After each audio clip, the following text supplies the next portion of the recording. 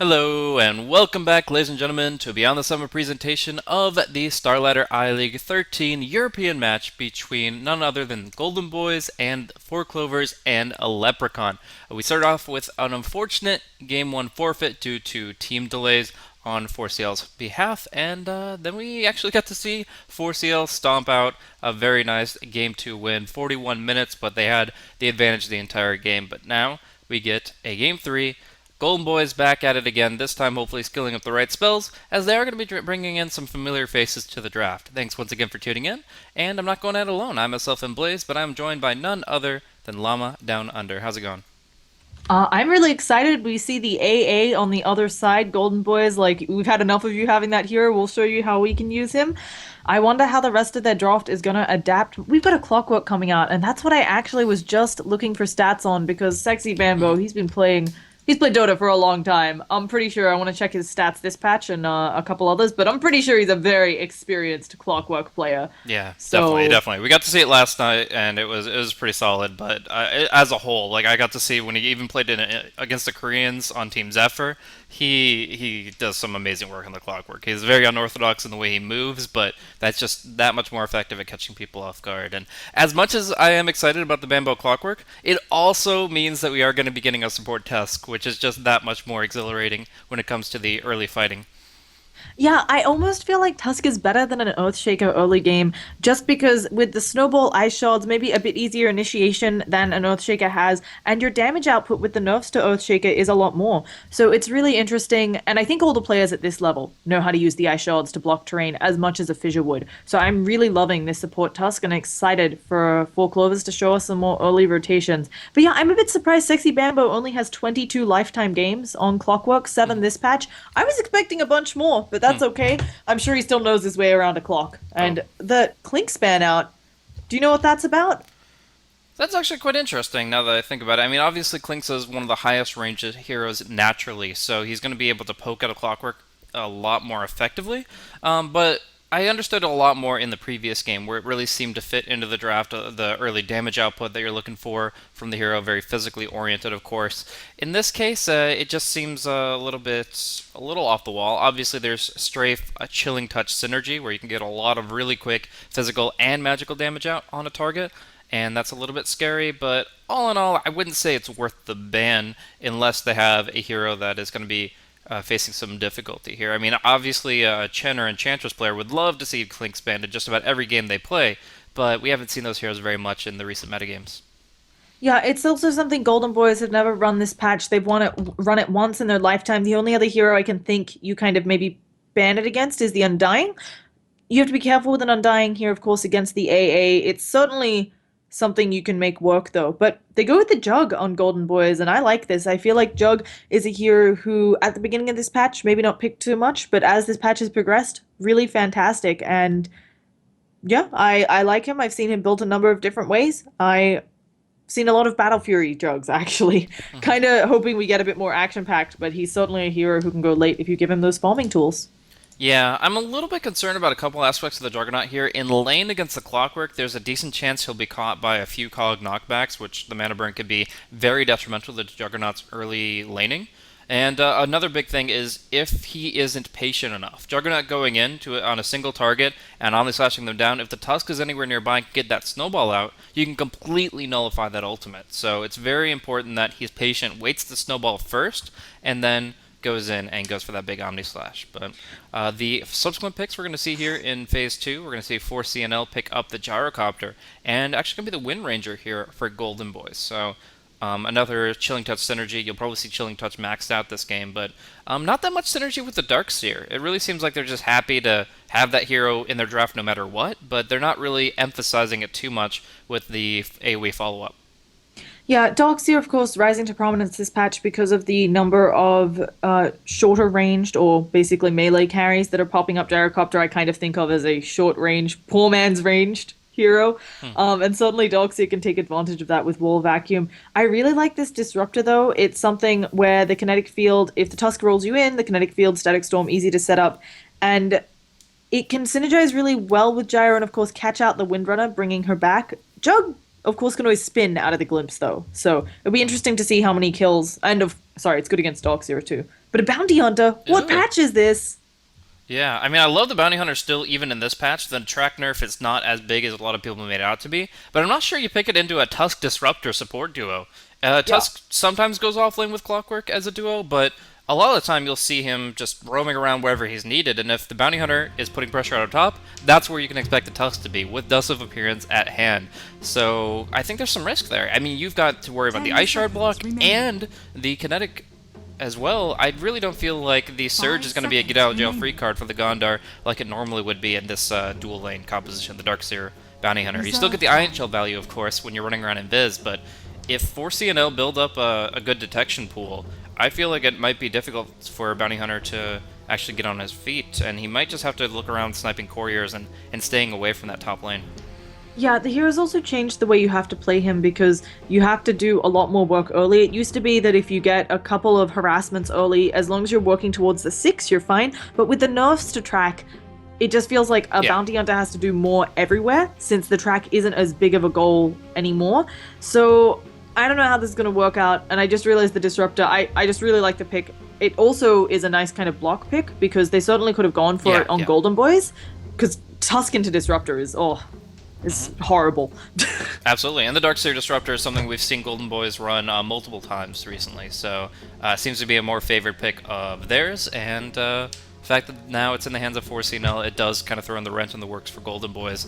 I want to see from 4Clover's lineup is just a lot of chase potential. Even with track movement speed and wind run and things like that, you've still got Glimpse, Hookshot Cogs, you've got the Snowball forward. You can chase these guys all the way to their base, quite literally. Like, you're able to really pursue to a great extent, and you're able to track them down and find kills of your own. So I feel like 4C&L are going to be looking to start fights on the right foot. If they can get something with good amount of burst damage here for their final pick, they can't go for the Queen of Pain, but any mid with early burst damage. Ooh. No, they go for the Bat Rider, but that still works. It's not early burst damage, but if you get a good lasso that doesn't get broken, then you are starting your fight on the right foot, and from there you can just run people down, string them out, and make sure that you turn one kill into 3 or 4.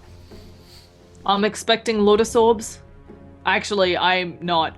Okay, so I think Lotus Orb against Tusk is hilarious. Also Lotus Orb against Spirit Breaker. But sometimes something people go against the Bat Rider. It might just be a Lincoln's for a few heroes, depending. Because Lincoln's here also not the worst. And if you just go up for the Bat, could be interesting. Either way, this mid matchup, I'm assuming it's going to be Ningqua mid on the Bat Rider.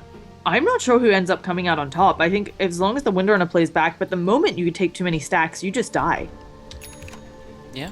Hard to call it right now. Yeah, it looks like it should be the Bat Rider kind of forcing the Wind Ranger back multiple times over, but it really, I think, comes down to the resources as well, the mana pool. If the Bat Rider is able to find good runes and keep the napalm flowing, Thug's going to be forced out of lane much more frequently, but it really comes down to how rapidly, I guess more better, it's what the threshold Thug puts at for napalm stacks that he actually feels threatened. If it's one too high, then he actually might be killed off by the Bat Rider, unexpecting of his damage output with a good flame break.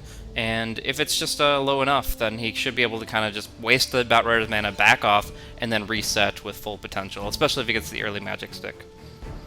Yeah, and I'm also wondering about how much work Saxa can get done here. Ice Shards onto a Windrunner. I mean, she does have Windrun, but you can definitely snowball Ice Shards and kind of block her out in that mid lane. So we'll see what her luck is going to look like. This mid lane could be terrifying. Bounty Hunter, though, maybe next time. If he has a better game than he did Lost, maybe he'll be able to get some mad work done. And this bottom rune, it's going to be sadness for someone.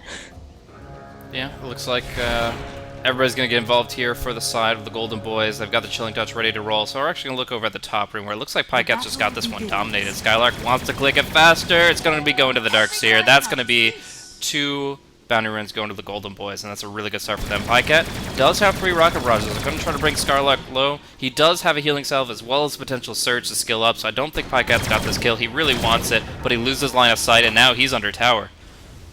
Yeah, this is actually really nice for Skylark. I'm a little bit surprised that he pursued so far on Pycat because I agree with you. I think the idea there is you force Skylark to use out his salve. not going to end up working. And EGM super far behind the tower. I thought maybe he was going for one of those aggressive wards, but I think instead just seeing if there was anything he could set up. And now we're going to see maybe next time make his rotation up here, but I absolutely agree with you, the fact that Bounty Hunter now can no longer have that cushion of a bad start. He needs to be involved. We're actually going to see some good double Ion Shell action, but a very smart snowball away from Soxa just pulls him out of an otherwise really bad spot. With Orb of Venom slows and the Ion Shells, that could have actually been a kill.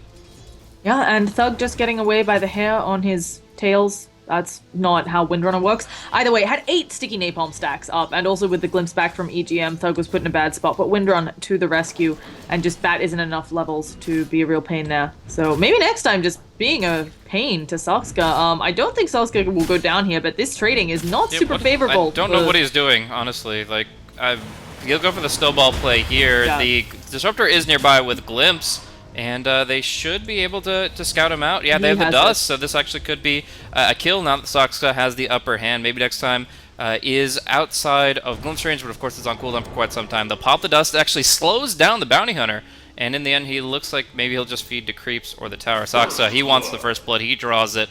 And yeah, that was actually something that you won't often see, because Bounty Hunter has such high natural base armor that you're not generally able to trade with him. But if you can just get low enough to that point and then retreat to a position where you can just kind of keep tabs on him, the Disruptor can make a play like that. So it was actually very well thought out from Soxa. Yeah, and also a mistake from maybe next time. He should have known that he was being baited, and he shouldn't, I think, have gone for the kill for another. You have to wait until the snowball comes out to use your Shadow Walk, but got a bit greedy there and got really heavily punished, especially when they didn't have vision of the Disruptor at all. So he should have known that Disruptor was rotating top, but maybe hoping he was mid. And these wards, do they not touch each other? No, they just miss. So nobody gonna lose their sentry in mid, and gonna be bad for the Bounty Hunter if he thinks he's safe there and rotates in. Absolutely. For now, Nikwa, I mean, he's getting some decent CS here at 6, but he doesn't have any jungle stacks to fall back on. The Wind Ranger is overpowering for the moment and should be able to generate quite a bit of momentum. Luckily, Batrider isn't really as item dependent as a Wind Ranger by comparison. You get your Blink, your Force, and you're pretty much good to go. The only exception to that is if enemy picks up like a Yule Scepter. Then you probably need a BKB to make sure your lasso sticks. But as it is right now, he probably just needs the 2 items I mentioned, and he's good to go. Bambo's contesting the pull down bottom, going to be getting some nice experience here. He's actually already level 4, and the Ancient Apparition just isn't getting as much as he'd like to in this situation. It's the second time we're seeing Skanks go for kind of a what we would normally consider a 4-position support in a 5-position role, and I'm curious why he goes in that kind of item-dependent support mindset in that situation. We're actually going to see Nikwa stalked up by maybe next time, but the Sentry Ward, as you mentioned, is going to allow him to keep his distance. It's probably just an unfortunate case of playing the 4 and the 5 is really different. I actually just had a discussion with some of the members on Root Gaming about this, because I was wondering, and top, Skylark getting cut off a bit. He isn't able to eat a tree or anything. He doesn't have any more tangos on him. He's probably going to fall here. 3 in the snowball. There's a rocket barrage. Tank it for him. Neutral creep. Skylark trying to go the other way. Can he walk and juke his way to freedom? But one more auto attack will do it, and he goes down. So it could just be a case of one of them plays the 4 and one plays the 5, and they're really used to that, but then hero preferences. Discussing it with some, as I said, the guys on Root Gaming, it's apparently a really big difference playing the 4 and the 5. I thought it would be much more interchangeable, but the playstyles are really different. The fact that you'll be, one of you's doing a lot of warding, one of you's not, one of you's de-warding, and so it could just be preferenced with that playstyle. Oh, and the glimpse back home, did that just happen? That sucks. Yeah, it's a long walk of shame. Even with the Surge, it's going to be a while before he gets to the creep wave, and he's going to be losing out on a lot of experience compared to the Clockwork, who's actually second in experience per minute right now. Sexy Bambo is between the Juggernaut and the Wind Ranger here, and that's just insane. The fact that he's about to hit level 6, and Darkseer just lost a lot of his progression towards even level 5, that's pretty huge. But yeah, I've run into that quite a few times myself. Like usually one support in most teams' configurations, one of the supports is the captain, and more often it's the 5 position, just because you're able to look more on the map while you're doing things like pulling and other basic natural things. Whereas the 4 is really focused on getting the most out of every second in terms of either finding farm, finding gank opportunities, roaming around. There's just it's a completely different role, honestly, despite the heroes being similar. Down bottom, looks like they'll get the kill on Sexy Bambo, but I think it's okay. It's one of those things where sometimes as the offlaner, you have to play a bit aggressively to get those levels, and as you mentioned, he's doing really well a kill, you know, you don't want to give the jug farm, but you're probably okay with that progression. And Sexy Bambo is level 6, so he can just use this death to kind of act like he's walking back to lane, maybe get a kill elsewhere. And speaking of kills, the mid lane looking like Thug might be taking a tumble. Does have a bit of backup here, but I don't know if that's going to be enough. So, the other thing I worry about here for Skylark, maybe it's time to just go jungle. This lane is really scary with a Disruptor and a Gyrocopter. Yeah, I mean, you never really. A lot of times, the Darkseer used to be like the key jungler. Now it seems like that extra route of farm is usually reserved for the mid. So you usually see that power shotted down, maybe a Juggernaut spin come against it, and the offlane is left high and dry a little bit. So I kind of feel like the metagame where the Darkseers and the Batriders farm the jungle stacks has kind of shifted into the mid's hands, and maybe that would be something that puts a dent in Thug's farm when he, as you can see, he's farming the double stack right now. Yeah, so gonna be at least something. The other issue here, I wonder, and we do had, okay, they've blocked out this camp, which is a really nice play for Golden Boys, and they've got a couple of stacks for the Batrider. It's kind of interesting. I feel like Batrider and Windrunner, I guess Batrider clears stacks faster, or he can clear bigger stacks. I don't know if it's faster because of the sticky napalm setup. Of course, Windrunner can also attempt to clear stacks, but with the degradation of power shot as it goes through units, it's always rough. I'm not sure who has the better catch-up farm. I'm erring towards Batrider, but I think it takes him a while. You know, neither of them is like a Shadow Fiend or a Lina who just kind of pops into the jungle, Definitely. comes back out, and is like, got 1,000 gold, guys. How's it going? Exactly. It really comes down to the item build. The two builds are, generally speaking, between Ags and Maelstrom. Maelstrom is still an underrated item in terms of its value with Focus Fire, as it still does its full proc damage with each lightning strike. But Maelstrom is actually a really good item for farming stacks and just farming clusters of creeps in general. So that's one way you can kind of outpace the Batrider, but otherwise you're just going to be looking at the kind of bread and butter aspect. Glimpse back on Skylark. Up top, they're going to call down him. He's going to go for the TP away, but that second Rocket Strike is not fast enough. The Darkseer will live to see another day.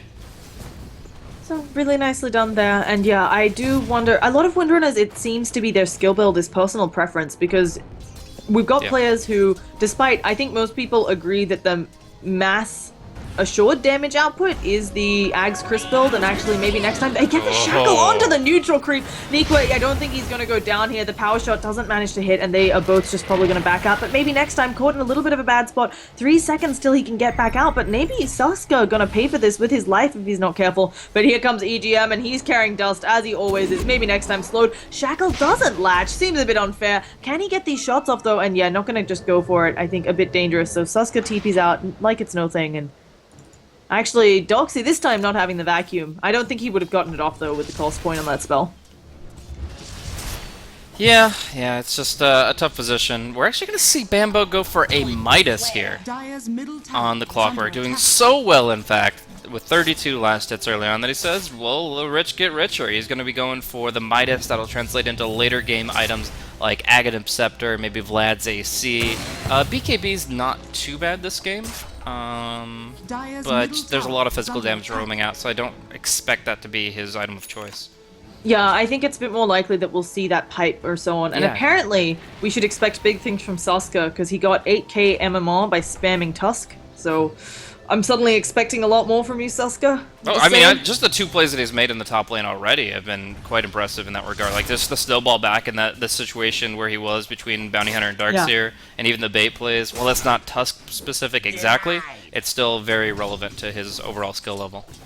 Yeah, he clearly knows how to play Dota. Unfortunately, missing these wards. Kind of funny, too, that they missed it. No, actually, it's going to be the Dia who knows about that one. And top, it looks like Skylark in a bad position again with the Glimpse being used, though. Will the TP out work? Oh, kind again! of looks like it will. Oh, just barely having enough raw effective HP there. And, yeah, this has got to be kind of frustrating for the Dire in general. They're using the Glimpse for the pullback, and obviously don't have any disable at that point to actually lock down the Darkseer. I almost have to consider the possibility that Pycat could have gone back and skilled the homing missile. Starts with the homing missile when they start hitting him, and then when the Glimpse comes back, it's ready to knock him out and prevent that TP away. Yeah, it's overall, I was thinking about that too, but it's really just that lane that that lane that lacks lockdown. That is fun to say. Because everybody else, right, you've actually got quite a few stuns on four clovers, and we can see Batrider and Nequa taking some stacks, and I don't think they should be worried overall. And forcing the Darkseer back, well, yeah, you definitely want the kill to accelerate Pyket's farm. He's farming up a storm, so should be kind of okay with this. Now, Jug itemization, we said we saw the Midas on the clockwork. Not something I'm used to seeing, but if you're ahead, rich getting richer. I wonder what this Jug is going to go, because he hasn't really revealed anything other than the phase boots, and there's certainly options, but in mid, okay, I think Sux goes fine here, once again with the Sigil. Although he gets Thug on the wrong side, no TP support, so... Yeah, and you gotta be concerned about anybody rotating this point, especially the Clockwork, who we haven't seen on the map at all. Like, he has got... I don't think he's turned a single hook shot, honestly. No, he's he 0-1 hasn't. and 0, and happy for it. He's been just building himself up gradually. It's really interesting. I'm much more used to seeing the early hookshot play, which now we'll be seeing, not as early because he's level 8, but I'm very used to, you hit 6 on that offlaner, a sexy Bambo, you go, you make something happen, and then you wait for cooldowns, but instead, they're gonna kind of whiff on this kill, even though Batrider has his blink up, Thug, oh, they're gonna see him now with the ward, no, he's just out of range, and he gets the snipe onto Saska. Wow.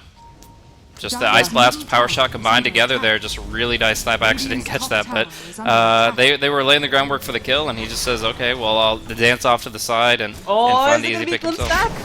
Okay, no, he just dusts maybe next time? Okay, I definitely thought it was like a dust to glimpse him, which I would say is close to worth it, but yeah, not going for it. Maybe it had been too long for the glimpse as well, though, by the time he got up there, but...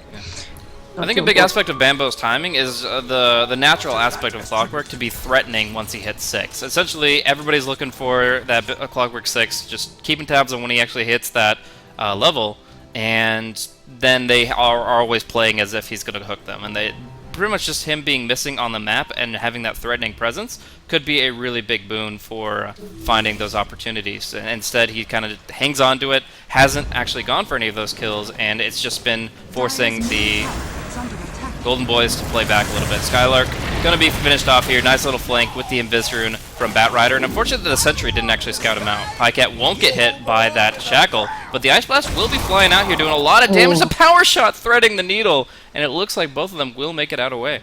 Yeah.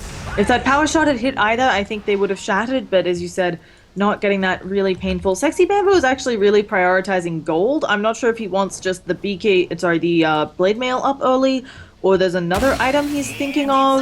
I don't think Blade Mail's that good this game. It's good against Wind Ranger, specifically, but that's exactly one hero that you could probably find other ways to kill. So I wouldn't be surprised to just see him go for maybe like Magic One, Drums, Treads, but definitely for the Aghanim Scepter before like the 25-minute mark.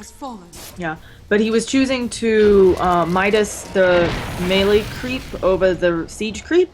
And so that generally just means he's going for gold. So I don't know what it's going to be, but we'll see maybe an item coming out of him. And oh, this Ice Blast is very liberal, trying to catch the snipe onto Batrider. I don't think it'll be enough even if it hits, and yeah, Batman's like, I see it, I'm good.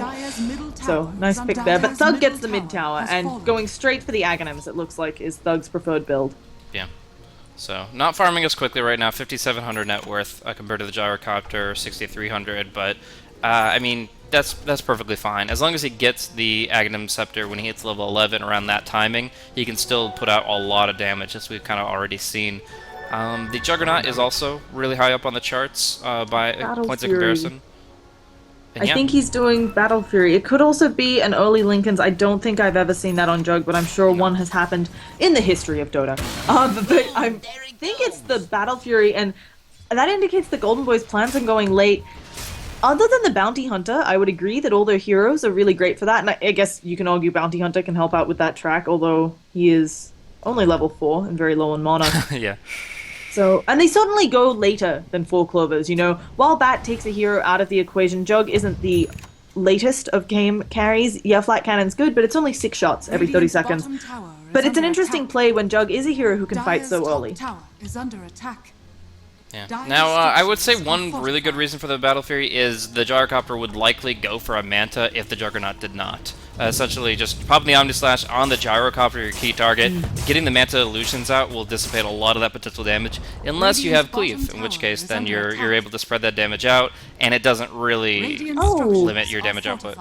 Yeah, it's also fantastic with the vacuum combo, right? You vacuum them in, you get off that Battle Fury, it's like a really long cooldown Sleight of Fist. I don't know what I was trying to say there, but basically I'm saying there is some synergy here. It's not all just for the farm, but it's certainly going to help to accelerate Jug's farm, and if he can keep up with or even be ahead of the Gyrocopter, he does become a harder carry. He needs to probably work towards, I would guess he's going to go Sanjin, Yasha, maybe Scotty afterwards, just to make sure he's a bit tanky, because there is a bunch of damage he needs to withstand coming out of 4 Clovers. Yeah, most definitely. And I think, yeah, it's kind of a fighting item as well as a farming one. It should be able to do pretty much everything he wants to this game. And in the case that they might be able to run up to a Gyrocopter stacks and contest it, it's going to be the key item that allows them to actually take that off the board. But right now, Pycat seems in a pretty good spot. He's going to be flacking down this wave. The sentries have stocked the stacking. A very nice usage of the sentry ward from the bounty hunter. He actually hid inside a completely invisible position. There's no way you can get line of sight on that, and drops down the sentry to make sure that he blocks off the spawn. But Pycat's already got so many ancients that he should still be in an okay spot. Yeah, another interesting thing. Darkseer, gotta enunciate that one apparently, is working on, he's got his mech finished up. I think Blink Dagger could help them. I don't know, neither of these teams seem to want to fight. We're at 5 kills in 16 minutes. I do feel like the early game is definitely to 4 Clovers. Still really surprised, unless I've missed it, we haven't had a hook shot. And it was the early 4-star from Clockwork. Yeah. Oh, that's for the Batrider, actually. Double 4-staff on the Batrider, pulling people out of that's position is really solid. And of course, naturally, it's good for maneuvering around your own cogs very quickly. And if there's a misplaced ice shards, always saves your life. And there's the first hook shot of the game, going out onto AA. It looks like Skank is going to go down. Ice Ball's missing as well, but the power shot, he's got the debuff on him. Can they get enough damage? They get the return kill. And for Clockwork, not really worth it. No, I mean, that's a solo kill in the AA. AA doesn't get part of the track gold, but the other, at least the bounty hunter does. Wind Raider was pretty close on that range. So either way, they get a nice bounty out of that. Wind Ranger about to finish her Aghanims, and bounty hunter just now hitting level 6. He's ready for the fights to start. This has been kind of actually a really good thing that Golden Boys have held off this long without fighting, because now they get the extra value. But we're going to see the nice little call down here with the lasso, and Kaiser going down before he can get a single spell off. Yeah, very, very sad day. But that's what Lasso does. And yeah, Boots of Travel gonna be up on Batrider. Imagine for him, as you mentioned, 4-staff coming out next as well. And Gyrocopter's got his Sanj and Yasha Helm of the Dominator, so he is just gonna be farming up a storm. Could just be that they're waiting for some of these peak items before they fight. And an early gem, I love this. That is extremely early. You can't really put that in the Clockwork because he dives so deep with his initiation. You can put it on the gem, put it on the Batrider, and he's good with the Firefly and counter warding, but he hasn't built tanky particularly either, so I feel like the second you show that, you're either going to have to bounce it back and forth between the base and your inventory, or you're going to expect the rating to be gunning for it. Which isn't the worst. You can definitely do, it's not how you maybe want to play, but you can certainly do the, like, I take the gem out for a walk, I leave the gem back at home gameplay. I do think it's nice to have it up, and as you said, if Clockwork gets a bit tankier, maybe if one of the supports is going to be playing a bit safer, you can have it out and really do work on this bounty hunter. So maybe next time his game is about to get a hell of a lot rougher. Now, something I'm really surprised by is maybe next time is being given farm priority. We already discussed this a little bit, but I really think the AA now should get it. Maybe next time has enough money for like the next 15 wards. That number was not correct. Oh no, about 15, yeah, actually. So he has enough money for the next 15 wards. Oh, and he's gonna go down. Maybe next time ice shots to the face, but can they get the return kill? Oh, snowball to dodge all of it, and now it looks like they're gonna be able to catch out Thug too. Call down coming, Thug, he can't get out of this in time. He's gonna try to walk it off, but another ice shot's coming out. And with the urn charge on him, is it enough? Another urn charge coming out. Skylark, his mech is already on cooldown. The TP out from Thug. Can they get any sort of return kill? We've got a hook shot being the thing that actually takes out Thug, and now Skank's on the run. Skylark gonna fall. Snowball coming out. Skank's gonna go down as well. Kind of a 4 for none. Yeah, just kind of. That was actually insane. Kaiser was going for the Omni Slash on a target in the pit. I think it was Nico, but I'm not sure. And they were TPing out. The mini stun no longer exists on Omni Slash, so he didn't cancel the TP. Gets a couple strikes in. That person gets back to the tier 1 tower bottom, and he just wasted Omni Slash straight up without getting a kill. So all in all, that is going to be a 4 for none. A beautiful Ice Blast dodge from the Tusk with the Snowball, and it just, there's so many ultimates failed to connect in that fight for the Radiant. Yeah, didn't work out in their favor. A lot of that, the really nice play on the snowball, but also, as you said, maybe not remembering that there's the change on Jug, or just thinking that he had enough damage output there.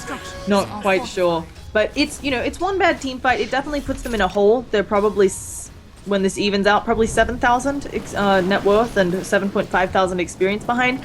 It is something one big team fight can turn around before they get the very chance. aggressive initiation here from Nikwa. Doesn't have a force tap, but barely gets Skylark down to the low ground, and they'll kill him off cleanly with Bounty Hunter limping away with 10 HP, nearly getting 2 for that.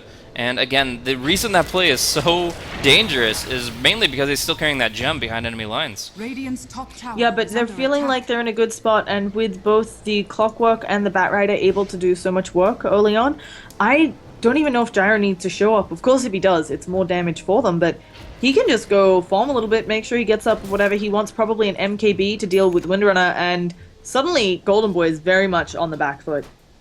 Yeah, this game really just went from 0 to 60 very quickly, and it's dramatically shifting in favor of 4C&L, despite the Bounty Hunter track generally being better when you're fighting. The problem is they're not netting any kills, and they're not profiting from it. Kaiser will go for the Omni Slash, but it RNG bounces back to the creep wave that he probably, honestly, like, maybe just goes for the hits on with the Battle Fury and then tries to chase down the Batrider before the blink comes back up, but in the end, no, just rolls the dice, doesn't work out, and Nikwa doesn't even get hit by the Ice Blast.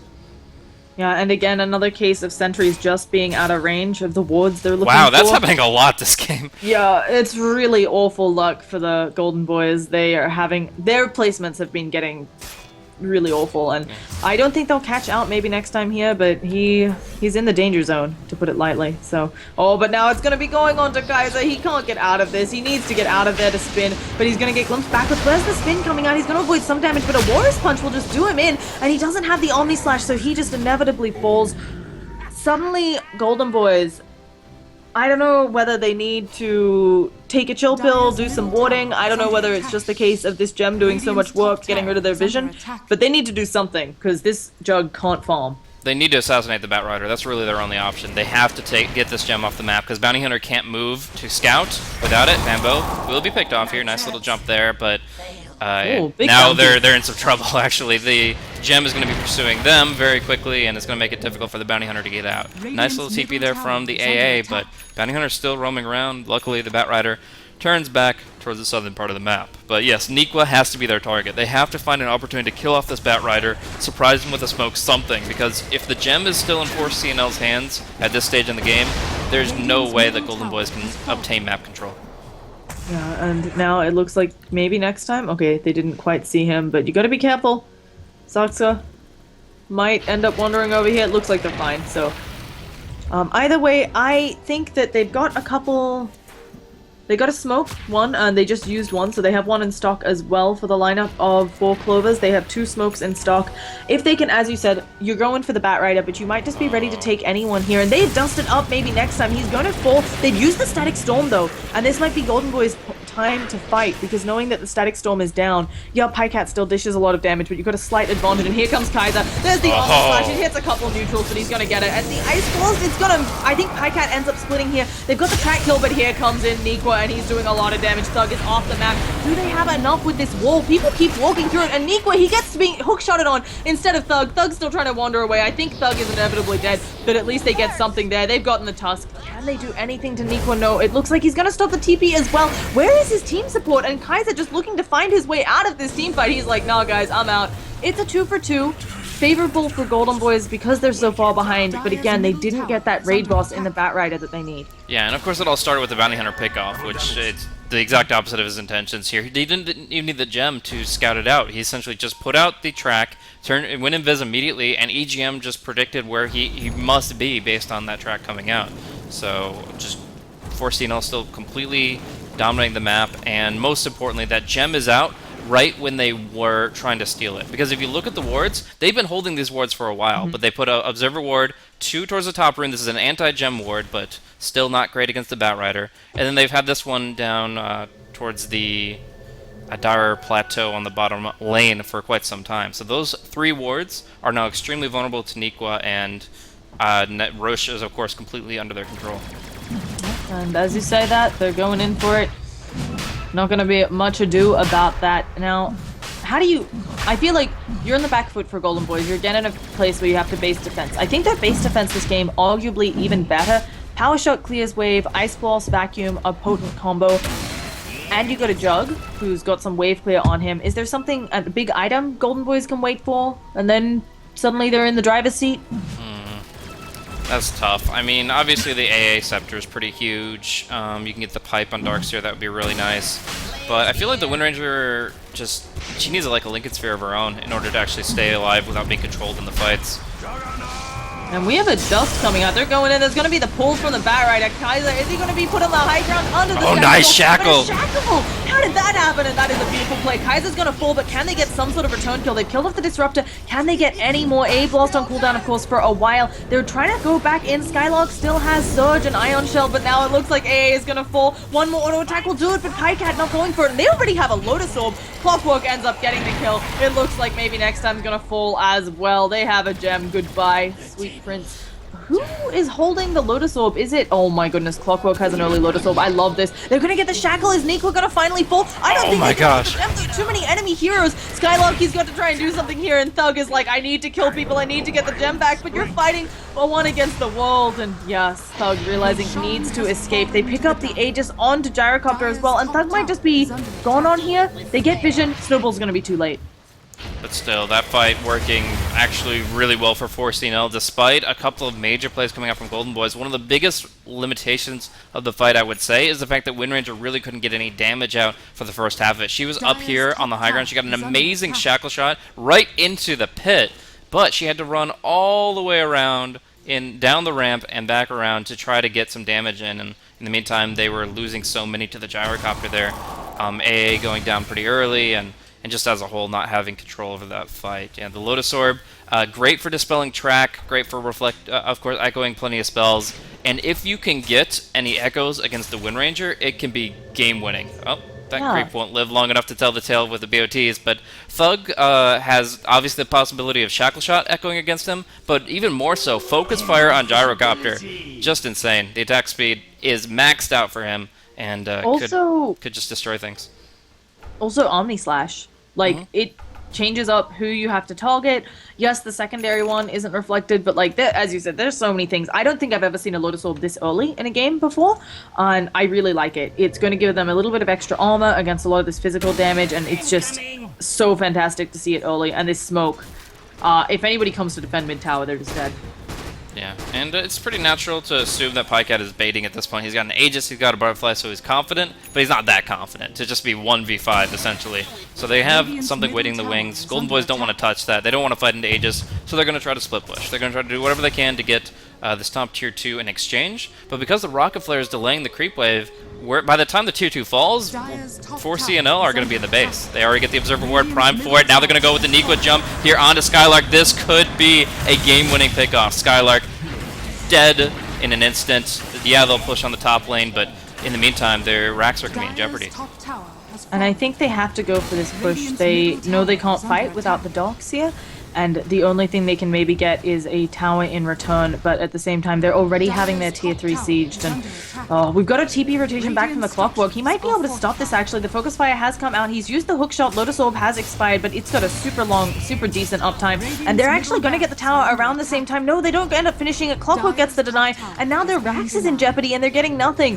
Darkseer is, 10 more seconds, and they get glimpsed back. Oh, no!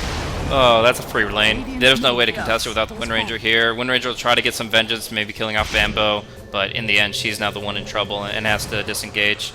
Luckily, Bambo, without an Aghanim's, cannot actually find that hookshot just yet. It's very close to coming off cooldown. They have vision on Thug, but he's got that Blink Dagger and should be able to juke this one out.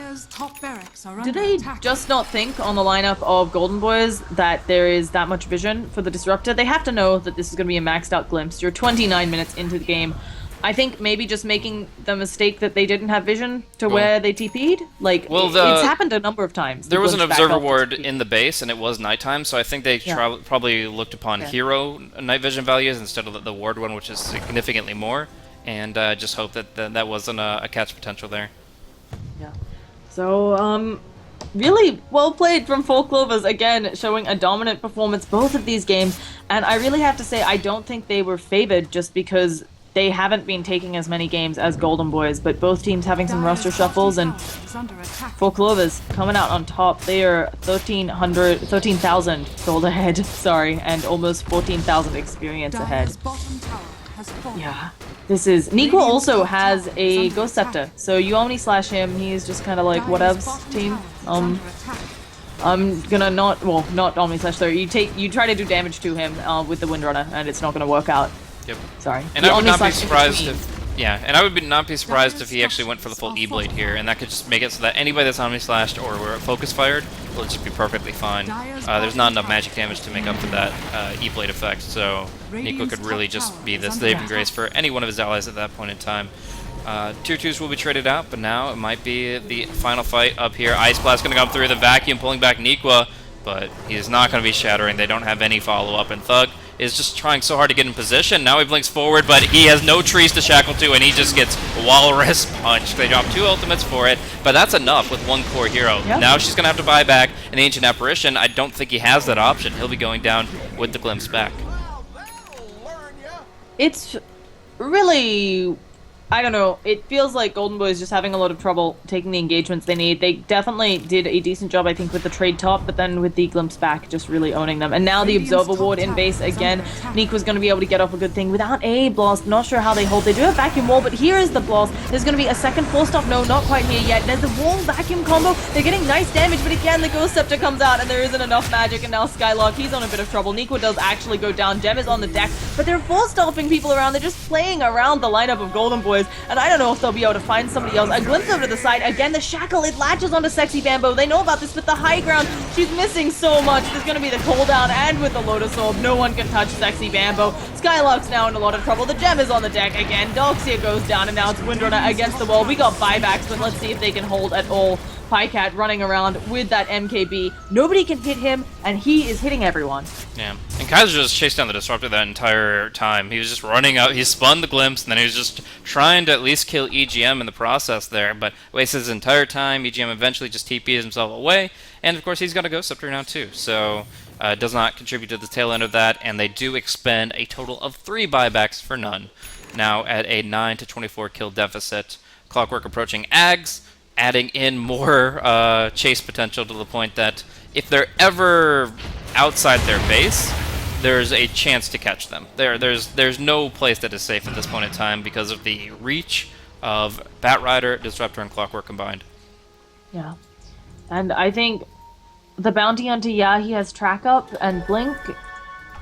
It's not as good as a level 2 Aghanims, as an Ancient Apparition Aghanims would have been here. So I think a lot of it coming down to... Because the laning phase wasn't awful for Golden Boys this time. It definitely wasn't as devastating as last game, where it felt like, as we said, early vacuum really cost them the game. But AA getting no farm here, I mean, there have been a number of times where if people had Ice Blast on them longer, they would have shattered. So, just not sealing the deal. And it changes how you take team fights. You can't take them as much. Yeah. It's just really difficult overall. I mean, the Ancient Apparition isn't pursuing Axe. He's going for Force Staff because that's the Clockwork a factor, just forcing them into a bad spot. The Tusk as well. Those picks just make it so that a support has to find that utility more than anything else, and that means that they're relying exclusively on the Juggernaut and the Wind Ranger for their damage. I like this little play here, getting the smoke here, but with Kaiser being so far forward, I'm sure it's predictable to a team as good as 4CL that they know. On the other hand, oh, if they can use it to get the racks, like I would just, if nobody's responding yet, I would just try to get some damage on the melee racks and see. And if they can actually, the Lotus Orb comes out, the Shackle is reflected, but now here come the mass TPs and they need to get the hell out of dodge. But Batrider is in with the lasso. There's going to be a really nice AA blast. Can they kill off Sexy Bamboo? Finally, Wall Vacuum combo. It was beautiful. And are they looking like they might actually be taking this team fight? Thug goes down as per usual, and suddenly Pycat is here cleaning up everyone. Kaiser can't fight. They got a number of fantastic kills, but here comes the attack helicopter, and you just don't win. Although they made a replicate of the attack helicopter, and that's not killing people, so that's nice. Yeah, suddenly Pycat is essentially the way I would describe that fight. Yeah, just walks in, kills off the entire enemy team, almost one of his allies, but has a jolly good time doing it. I mean, at this point, his damage levels are just absurd. His farm is insane, and he's just 2 tiers above anything that Golden Boys are bringing right now to each and every team fight. The MKB, the Butterfly, and of course that SMY, all of it just adding together for a massive amount of damage. My teamfight recap didn't show up. I was hoping to at least get a number on that, but no, he carried that one no problem at all. And of course some good uses of the Clockwork Cogs as well as the Ice Shards to keep Golden Boys locked in place for that duration. Yeah, so it's looking really good for 4 Clovers. The buybacks are on cooldown, of course, from that last fight, or people just not being rich enough. But let's see if they have this kind of final hold coming out. They won't have the wall vacuum combo for another 30 seconds, but Bounty Hunter can get some tracks up, and maybe that'll help their positioning.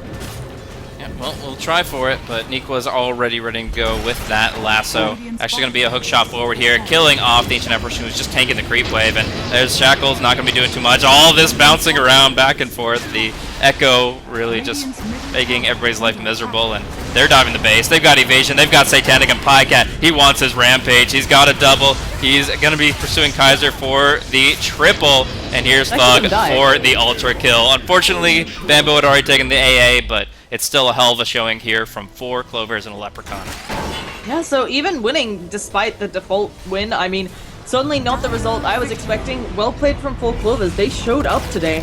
And if this is the lineup they're, if this is how they're going to play for the rest of it, I am excited to see more coming out of them because they have had a rough ride so far. Yeah, absolutely. It was a little bit difficult. Obviously, Golden Boys were on quite a hot streak themselves, taking like 70% of the games they've played in the past 10 days against really good teams. But here we see 4C&L striking back and maybe on an upswing here themselves. They're really playing their style, which is create a little bit of chaos, make those jumps happen, find those kill opportunities. I'm a little surprised it took as long as it did. Like the first 15 minutes, like you mentioned, were very, very quiet. So maybe they will look into more opportunities in the post-laning phase where they can start finding those initiations and start controlling the tempo of the game. But no matter the case, they played a great game and a great match of Dota 2 here, and despite that forfeit win, it is going to be 2-1 in favor of 4 Clovers of Leprechaun, closing out this best of 3 here in Starladder I-League. But that's definitely not the end for us here today. We're going to be going into another match in about 35 minutes here. And because of NIP's current roster issues, we're actually seeing them bow out of Starladder, leaving Yellow Submarine in their wake. So we're going to be actually seeing Yellow Submarine going up against the scheduled opponents, which are TBE. The Bad English team. Oh, the Bad Team English. Bad English. Yep. There we go. It's not the Bad English. It's not translated Bad English. It is Team. I keep thinking it's translated Bad English for some reason. Yeah, it's just, I mean, it's a wild name no matter what, but I guess